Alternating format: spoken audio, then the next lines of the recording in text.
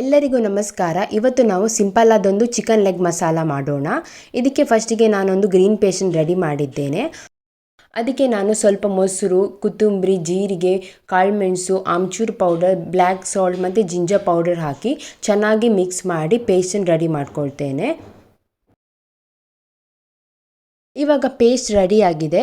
ಇದಕ್ಕೆ ನಾನು chicken leg ಪೀಸಸ್ನ ಹಾಕಿ ಚೆನ್ನಾಗಿ ಕೋಟ್ ಮಾಡ್ಕೊಳ್ತೇನೆ.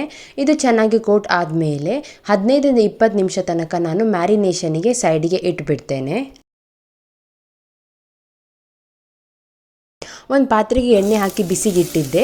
ಅದಕ್ಕೆ ನಾನು ಈರುಳ್ಳಿ ಹಾಕಿ ಈರುಳ್ಳಿನ ಚೆನ್ನಾಗಿ ಫ್ರೈ ಮಾಡ್ಕೊಳ್ತೇನೆ.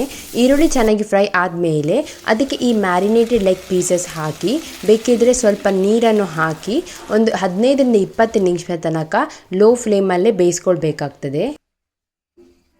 ಇಲ್ಲಿ ನಾನು ಕರ್ಡನ್ನು ಯೂಸ್ ಮಾಡಿದ್ದೇನೆ. ಕರ್ಡನ್ನು ಚಿಕನಿಗೆ ಹಾಕಿ ಬೇಯಿಸೋದ್ರಿಂದ ಚಿಕನ್ ತುಂಬ ಸಾಫ್ಟ್ ಮತ್ತು ಜ್ಯೂಸಿಯಾಗಿ ಬರ್ತದೆ.